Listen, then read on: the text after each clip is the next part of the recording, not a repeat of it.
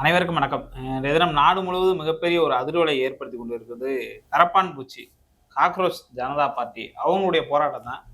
இந்த cockroach Janata party வந்து டெல்லியில ஒரு போராட்டத்துல ஈடுபட்டிருந்தாலும், அது தற்போது நாட்டையே உலுக்கக்கூடிய அளவுக்கு வந்து நடந்து கொண்டு இருக்கிறது. முக்கியமாக பார்த்தோம்னா, தமிழ்நாட்டுல அந்த போராட்டமானது வெடிக்க தொடங்கியிருக்கிறது. தமிழ்நாட்டுல பல முனைகள்ல ஒரு மாவட்டம் விடாம மாவட்டத்துக்கு 5 இடம், 10 இடம், 20 இடம் வரைக்கும் போய் கொண்டிருக்கிறது. தலைநகர் சென்னையில வந்து போராட்டம் தீவிரமடைய தொடங்கி இருக்கிறது.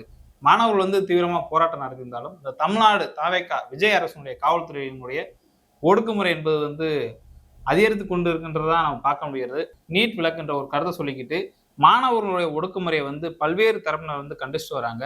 தாவேகா அரசு வந்து நீட் தேர்வை வந்து முறையா எதுக்குறாங்களா? தமிழ்நாட்டினுடைய தற்போதைய நிலவரம் என்பதை பத்தி தான் பார்க்க இருக்கோம். அதாவது நீட் தேர்வு வினாத்தாள் கசிவு இந்த சம்பவம் தான் தற்போது நாடு முழுவதும் அதிர்வலைக்கு காரணமான ஒரு முக்கியமான சம்பவம்.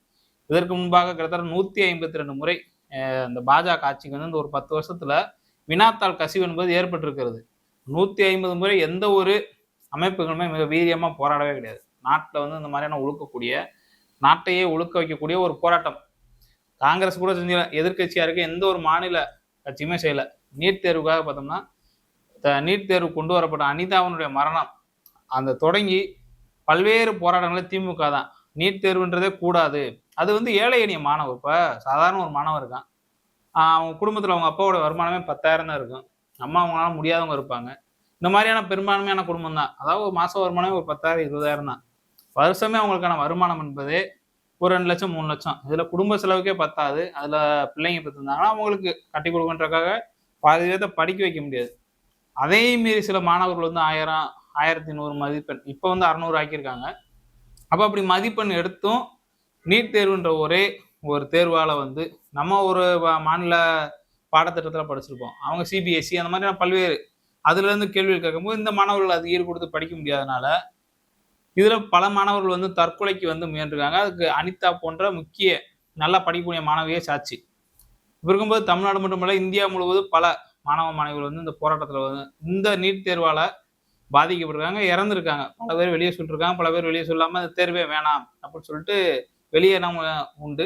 இதுல முக்கியமாக ஏழை எளிய மாணவர் கோச்சிங் சென்டர் பக்கமே எட்டி பார்க்க முடியாது. வருஷம் முன்னா நம்ம உழைக்கிற காசை அங்கே கொடுக்கணும். சாப்பாட்டுக்கு இப்போ என்ன ஒன்று இப்போ அதுலேயே பாஸ் ஆக முடியுமான்னு தெரியல.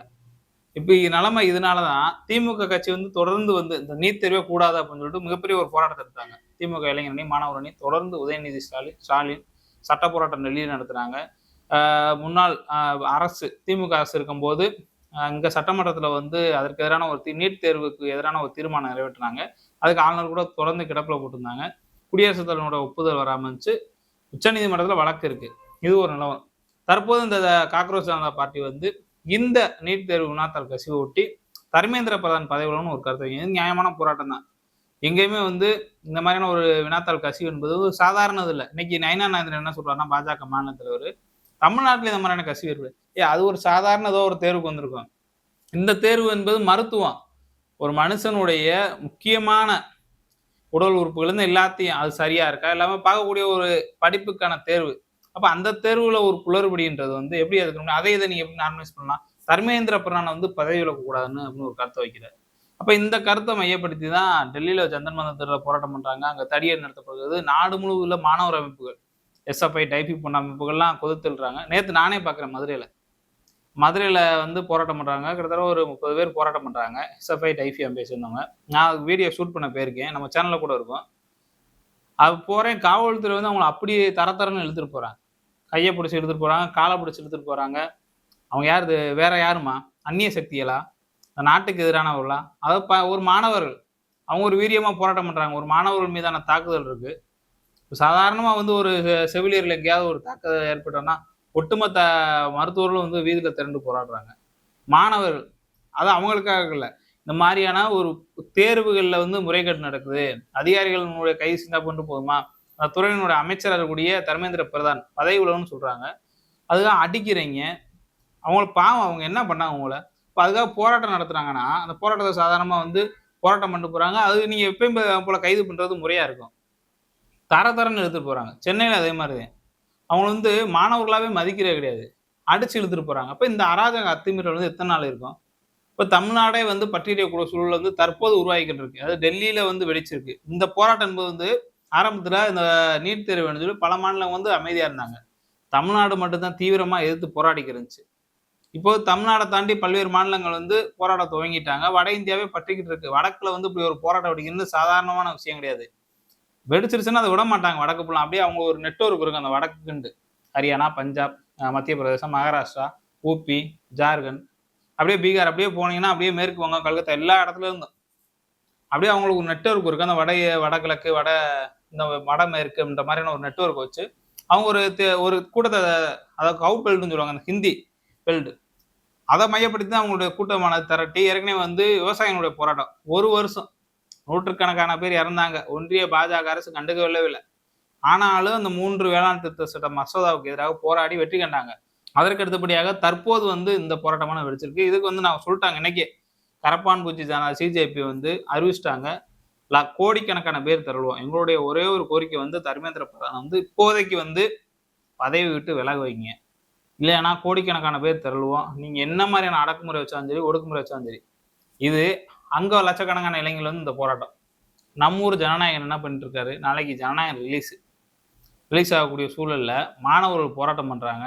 நீட் தேர்வுக்கு எதிராக நாங்க இருக்கோம் அப்படின்னு சொல்லிட்டு அதில் காலைல ஆதவ அர்ஜுனா இருக்கார்ல, அமைச்சர் ஆதவ அர்ஜுனா. அவர் என்ன சொல்றாருன்னா, தலைநகரில் இந்த மாதிரியான மாணவர்கள் மீதான ஒடுக்குமுறையை நான் வன்மையாக கண்டிக்கிறேன். எந்த தலைநகரு?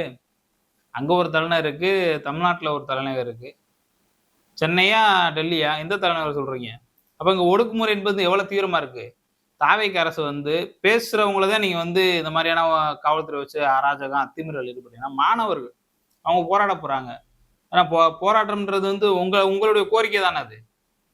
நீட் தேர்வுக்கு எதிரானது தானே நீங்க நிக்கிறீங்க. தாவேக்கு அரசு நிக்குது. அப்ப அதுக்காக வலியுறுத்தி தானே போராட்டம் பண்றாங்க. அப்ப அவங்களவே வந்து அடாவடி, அத்துமீறல் தனமா நீங்க கைது பண்ணுவீங்கன்னா, உங்களுடைய நிலை என்னவா இருக்கு? இது மிக முக்கியமா பார்க்கும்போது, இதுல ஜனநாயகன் படம். நாளைக்கு ஜனநாயகன் படம் வரனால, இந்த படத்துக்கு ஏதாவது பாதிப்பு வந்துருமா? இவங்கனால ஏதாவது சிக்கல் வந்துருமான்னு சொல்லி விஜய் ஏதாவது அஞ்சுறாரோ? அந்த மாதிரியான ஒரு கோணத்துல நம்ம பார்க்க தோணுது. ஒட்டுமொத்தமா வந்து நாங்க போராடினாவே அடிப்போம், மிதிப்போம். அவங்கள வந்து எதுவுமே பண்ண விட மாட்டோம் அப்படின்னு சொன்னா, இது எதுக்கு தமிழ்நாடு அரசா? இல்ல டெல்லி அரசா? டெல்லியில கூட போராடுறவங்களுக்கு ஒரு அனுமதி கிடைக்கும். இன்னைக்கு டெல்லி ஜந்தர் மந்தர் திடல்ல போராடுற ஒரு மாணவர் சொல்றாப்புல. நான் கிட்டத்தட்ட ஒரு 15 நாளா இருக்கேன். இங்க போராடுற கூட பாஜக அரசு வந்து எங்களுக்கு அனுமதி குடுத்துருக்கு. நாங்க போராடுறோம். நாங்க பேரணி நடக்கும்போது எங்கள தடியடி நடத்துனாங்க. நாங்க இருந்தா அந்த போராட்டத்த வீரியமா தொடங்குறோம். ஆனா தமிழ்நாட்டுல ஏன் இப்படி நம்ம அரசு இப்படி பண்றாங்கன்னு சொல்லி தமிழ்ல பேசுறாப்புல. தாவேக ஆட்சியில வந்து போராட்டம் நடத்த முடியல. காவல்துறை ரொம்ப ஒடுக்குமுறை பண்றாங்க, அத்துமீறல் பண்றாங்க, அராஜகம் பண்றாங்கன்னு சொல்லி ஒரு கருத்தை வைக்கிறாங்க. அப்ப இந்த போராட்டம் வந்து நீங்க வெறுமனே 100 பேர், 50 பேருக்குனால வந்து அடிக்கிறீங்கன்னா, ஆயிரக்கணக்கில, லட்சக்கணக்கில திரண்டாங்கன்னா என்ன பண்ணுவீங்க? இதற்கு முன்பாக மாணவர்கள் போராட்டம் நடத்தாம இருந்தாங்களா? இதே தமுக்கத்துல நேத்து நான் சொன்னேன்ல, அந்த தமுக்கத்துல வந்து தரன்னு இழுத்துட்டு போறாங்க. ஒருத்தவர்லாம் மயங்கி விழுந்துட்டாரு இந்த இதுல, இழுத்ததுல. மயங்கி விழுந்து அப்புறம் திரும்பி வந்து அப்புறம் நார்மல் ஆயிட்டு அப்புறம் அரெஸ்ட் பண்ணிட்டு கூட்டு போறாங்க. அப்ப இந்த போராட்டம் தமுகத்துல ஏற்கனவே வந்து ஜல்லிக்கட்டு போராட்டம் வெடிச்சிருக்கு. மெரினால எப்போது வேணாலும் மக்கள் வந்து கூடுறதுக்கு தயாரா இருக்காங்க. நீங்க வெறுமனே வந்து நீங்க மாணவர் இருக்காங்க, 100 பேர் இருக்காங்க, அடிக்கலாம்னு நினைக்காதீங்க.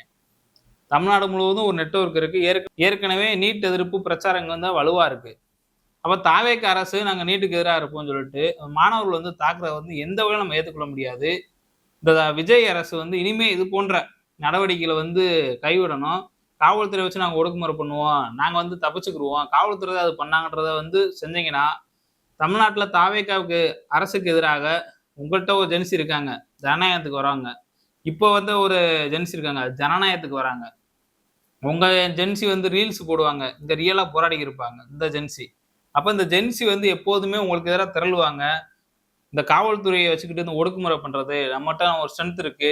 இவங்க என்ன வேணா பண்ணலாம் அப்படின்னு நினைக்கிறது வந்து இந்த விஜய் அரசு வந்து கைவிடணுன்றதான் அந்த நேரத்துல தெரிவித்துக் கொள்கிறேன். மற்றும் ஒரு காணொளியில் உங்களை சந்திக்கிறேன். நன்றி, வணக்கம்.